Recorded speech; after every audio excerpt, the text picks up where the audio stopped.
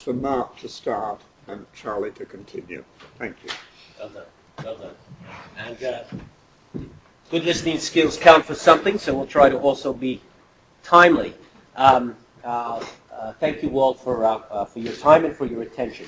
I actually work for the International Center for Dispute Resolution, which is the international division of the American Arbitration Association, a provider of mediation, arbitration, and other dispute resolution services since 1926.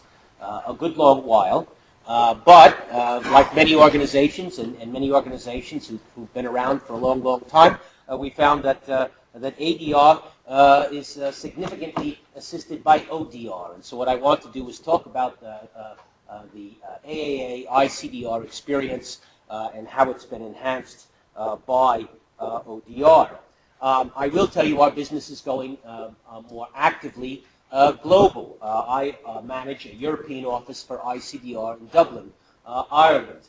But in the last year, we've opened offices in Singapore at the request of the Singaporean government in a 50-50 joint venture with the Singapore International Arbitration Center, and opened offices in Mexico City. We find that our customers, the people that are working with you, maybe some of you in the audience, increasingly have their business and their disputes globally, and they need global providers of these services. And thankfully, ODR has been very helpful in that regard. Now, we're not entirely new to the process. AAA had its first experience with ODR in 1995 with Villanova University and others in a process called the Virtual Magistrate Project. And it wasn't long after that we started applying ourselves to creating a set of procedures. What institutions sometimes provide is some comfort level. People want rules, especially our brothers and sisters in the practice of law like a set of procedures that they can put their hands on. And so we put our mind to coming up with a set of ODR procedures that recognize some of the efficiencies of the process and some of the time, not just in time, but also in process in terms of applying ODR to ADR. This next one comes under the heading of making, lemonade out of lemons. In 2001, the AAA turned its attention to ODR, determined to create a platform for resolving the hundreds of thousands of e-commerce disputes that we were sure were going to follow in the next year or two, and spent a considerable amount of money building a platform for ODR.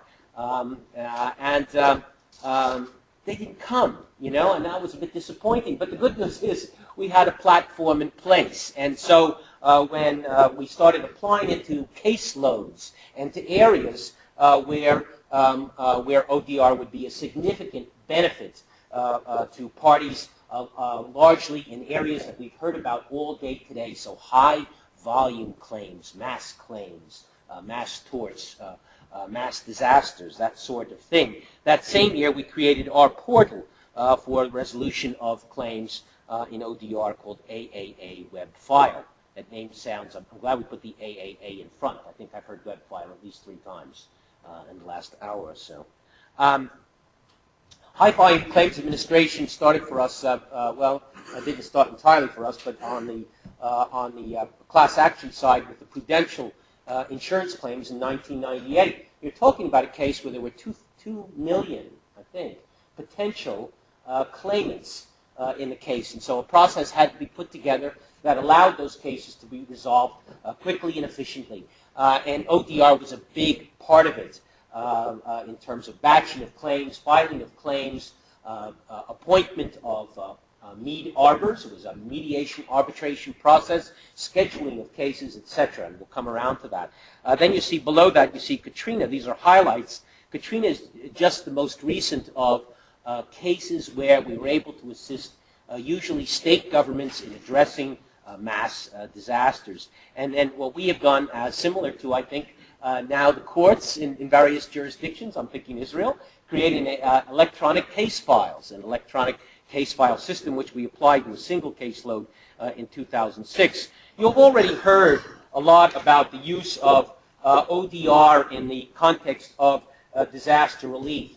Maybe just to reinforce some of those themes. You're talking about a devastating loss to individuals and to small businesses, the need for a rapid resolution process, a real healing process to take place. And so, in cooperation with state governments, and as our colleague said earlier today, always with the cooperation of the insurance industry, which ends up paying out most of these claims. We've set up systems in Florida, in California, that's Northridge earthquake, and most recently Katrina and Rita in the Gulf, where there was such devastating loss. One of the nice things about being around for as long as the AAA has is its status. It's a not-for-profit, doesn't have shareholders. And what that does, it allows us to stand in the shoes frequently of state or federal governments, actually work under the auspices of a government body. And so in the state of New York, and similarly in other states in the U.S., the AAA is written into state legislation for things like auto accidents. I'll use the New York State experience. That process, which had 70,000 cases last year, starts with a conciliation process and staff conciliators. And I use conciliation here, merely it's mediation, not the model you saw earlier, but people who assist in doing telephone mediations. Failing that, it goes to actually a state employee who works for us, who provides an arbitration for that matter. And you see other various examples of government programs that AAA has been doing over the years. I already talked about the prudential. You get significant benefits when you can do things like batching of claims. Prue, the process, the way it came to us was there was an initial claims review process. Remember, you're talking 2 million potential claimants. A significant number of the claims are presented with a pay package. They are given a chance to opt out based on that pay package. Many of them do. If they don't, they go back in through a process and are given access to first a person acting as a mediator, doing a telephone mediation. Failing that, a telephone last offer arbitration. They literally put these people into boxes. They said, the facts of your case say you are entitled to X relief. And if the person wanted, they said, that's not enough for me, I want this. The arbitrator had the authority only to move them from being, let's say, a 2. You get a limited amount of monies to 3, where you get a significant portion of your insurance paid back to you or reinstatement of your policy in full. So limited but very, crafted. They knew what it would cost. You're talking about a mutual company in this case. If the remedies aren't known, if the exposure isn't known at the front end, you bankrupt the mutual company and so the recipients of the relief. So it was a real trick to put together a process that satisfied claimants and also didn't bankrupt the mutual company. As you can see, these are other mass claims, again, using the process. Earlier, we talked about the power of the Internet to not just resolve, but to educate. And so with these hurricane relief programs, the first thing that we were able to do as an organization was provide persons who needed relief with a place to go and to read about what's available to them and how you can access the process and what you can expect out of it and how to prepare for your mediation, which is where these claims went with in the most recent case with Katrina and with Rita. So there are press releases, open access to information, guidance for consumers in terms of taking it through the process. Here's the reg, here's your procedures, here's how you proceed in terms of taking your case forward, trying to make it easy. This was the Katrina process. The homeowner or the small business owner files with the AAA through web file, through this portal system that we have, or if they're don't have access, and many didn't, by telephone, by old-fashioned post, or by fax. A mediator was then set up. We had a body, a pool of mediators, not employees, independent contractors in this particular jurisdiction, who we appoint. We set up a courthouse. The courthouse was as likely to be a university as it was to be a real courthouse. It was a place where people were congregated in numbers and could provide a quick, 1-2 hour, much like the system we heard earlier, mediation process, a claims resolution process. Mediations could take place by phone or in person. Result was either you're back into the process if you don't settle, or there's a settlement, mediator issues a report. One of the things that made this system work outside the ODR context effectively, again, using ADR and ODR together and using them effectively, was insurers were given a brief period, a short window to negotiate their own settlement first, after which consumer has access to the mediation process. Lots of cases got settled out before they ever got to a mediator. Taught us something about using negotiation alongside mediation in terms of the resolution process. The numbers, these numbers are not ancient, but they're not up to date. But what you will see, LA is Louisiana, MS is Mississippi. These are the two jurisdictions for Katrina that wrote the American Arbitration Association into their legislation for the resolution process. Numbers of claims are significant, but what's more significant, I think, is the resolution rates. And I mean, that's a good story, because those are cases that are taken out of the court system. They're cases where people are able to go forward with their lives and get their new home or get their business going. These are the benefits that we've seen over time. Yes. I'll do that in about 1 minute, because I want to introduce Charlie a little bit then. These have been the benefits of the process to the organization. So electronic filing, batching of claims, message board communication, document filing, tracking of expenses in the process, and then regular reports to people who are using it. Two quick thoughts, and then I'm going to say something about Charlie. We found that ODR was as important to us in communicating with our mediators and our arbitrators as it was with consumers. And so our process contemplates that now. I could show you screens. You've got them in your materials. Look at those. It's created a forum for them to access and to communicate effectively with their case managers. AAAI-CDR is a solutions-based organization, not an arbitration association, not a mediation association. And we've come around to understanding that there's a place for process and for different kinds of processes in particular circumstances. And so it was when we were looking to add to our toolkit that we were able to come upon the wonderful work done by CyberSettle. And we've created a partnership in the last year where we think it adds real value to consumers, where consumers can now control their own destiny, settle first, and then failing that, move through a formal system with a mediator or an arbitrator as necessary. Thanks for your time. Pleased to be speaking with Charlie. Thank you. Thank you. Just want to get down a little bit.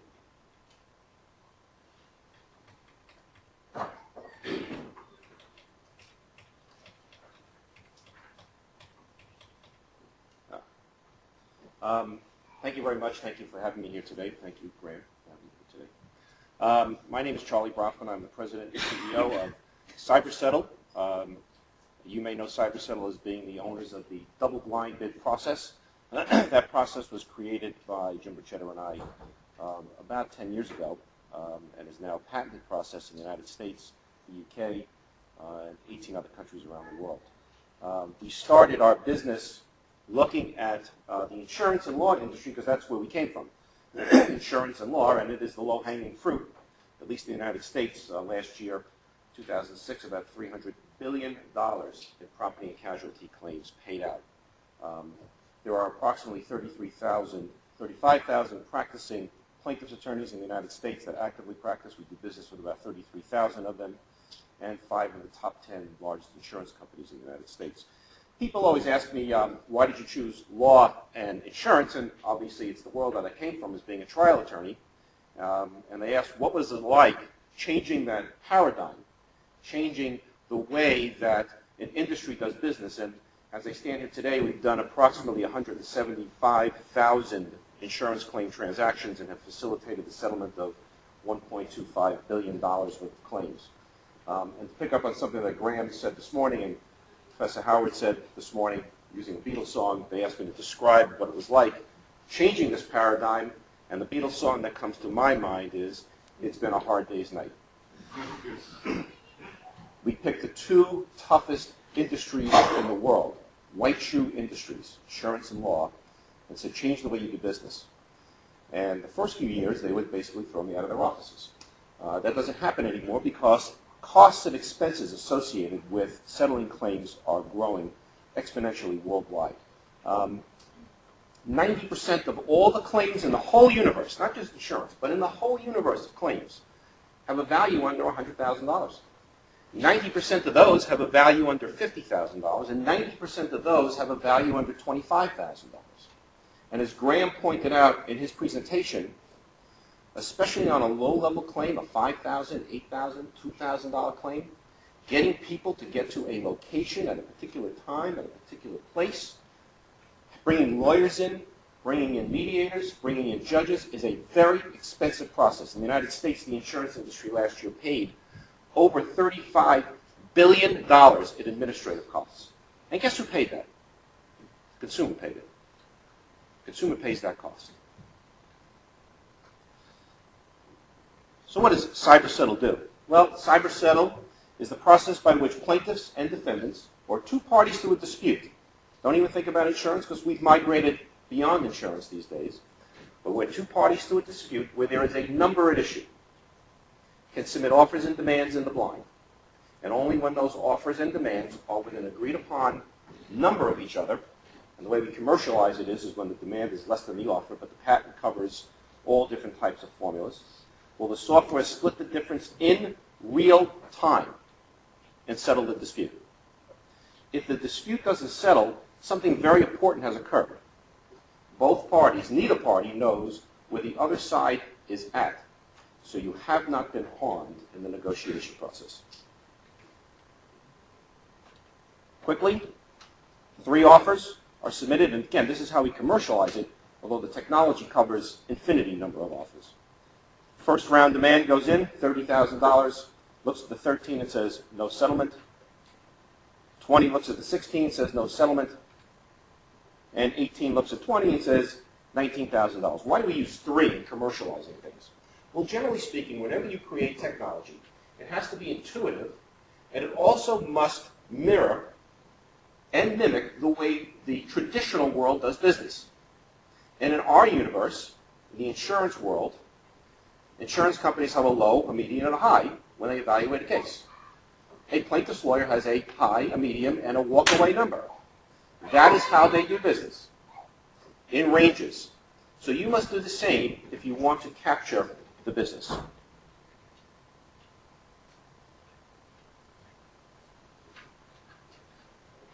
Again, I'm flipping through these quickly. We learned a couple of things. Accenture did a major study on our process, as did Harvard Business School, as a matter of fact. They did the white paper on us in 2002. But Accenture did a major study on us and found that we saved approximately $1,219 per claim per submission. About $600 was in defense costs, $600 in loss costs, $19 in administrative expenses. And again, that number could skew 20, 30% either way. And it doesn't sound like a lot when you're talking about a claim. Think about it in terms of 19 million claims filed on auto cases in the United States alone. Now, when you start thinking about that number, again, who's paying that cost when technology is not layered, be it ours or anybody else's? The consumer pays the cost. We also found in this study that a claim handler's day is broken up as follows. About 6% is in first report, 36% is in data gathering and evaluation and data review.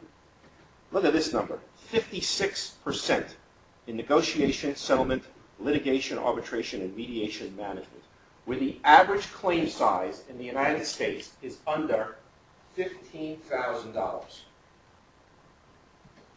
We can't impact the first 3 items because we're not artificial intelligence, and I don't really believe in artificial intelligence for the insurance industry, but we can impact the next 2 items. In fact, what the study showed was that the average cycle time of a claim, after a claim was ready to settle, so all the data is in, the case goes into settlement mode, phone call is made to the adversary. Maybe it takes 3 months because you get his voicemail, he gets your voicemail, back and forth.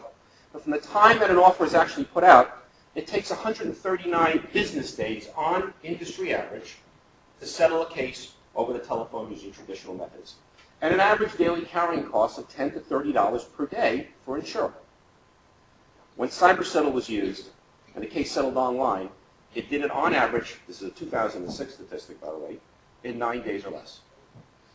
When we settled offline, people used the process, didn't settle online, but then went into some of our offline facilities, such as facilitation, such as moving into mediation, where the parties have been brought close together, because you now know where your adversary is not. On average, case settled in 25 days or less. Do the math, you can figure out what the savings are. It was so successful that my first customer that I tried to get into was Zurich Insurance Company back in 1998. You can imagine me walking into the head of claims and saying, you're now going to settle your claims online. And he did what any reasonable person would do. He called security and asked me to leave. That's what he did. Who would have thought in 1998 insurance companies didn't have internet access or email? It wasn't permitted. They did a pilot with us starting in 2005, 3,500 cases. Last year, 7,000 cases. This year, under a new 3-year agreement, we've done 2,500 claims just with that customer alone. In the first quarter, we will do approximately 15,000 this year, and they have increased their efficiency by 19%. Does it mean that we're the great solution to all problems? Of course not. ODR is the great solution to problems, because it creates efficiencies. Lastly, our pilot with the City of New York, the largest defendant in the state of New York. We saved them $24 million. They get 24,000 claims filed against them every year. We did a 2-year study with them. We now have a 3-year contract. And are moving into other areas of online dispute resolution, such as e-commerce, such as other insurance, healthcare, such as retail. Home Depot is a new customer of ours. And moving across the globe as well. We're here in the UK now. We are now working with the ICDR in doing a proposal and about to enter into a contract with a Fortune 5 company. Can't give you the name, but does a large manufacturing business here in Europe. And we will be presenting our joint platform to them and working with them starting hopefully in the beginning of the 3rd quarter, I think. Because that's where the world is moving. It's moving towards ODR. And anybody and any CEO of any company who's not thinking about that, is not getting on the train, is doing his corporation a great disservice. Anyway, thank you very much, John. Appreciate you having me.